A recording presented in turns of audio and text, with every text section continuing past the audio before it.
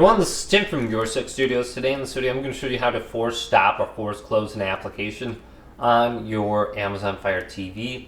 So maybe you have an issue with one of these. I don't know what it could be. Netflix, YouTube. Go on over to the right. Go over to Applications.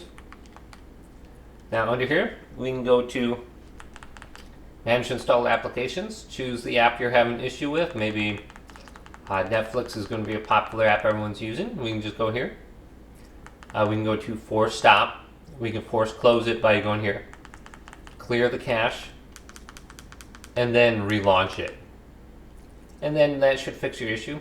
Make sure you don't go to clear data, otherwise that's going to delete the login credentials, so you're going to have to use your email to log in again. So just go there, and then go to launch application, and it should launch Netflix again, or whatever app you're using or you have a problem with. So hopefully this video did indeed help you out. If it did, leave it a big thumbs up, and subscribe to my channel down below.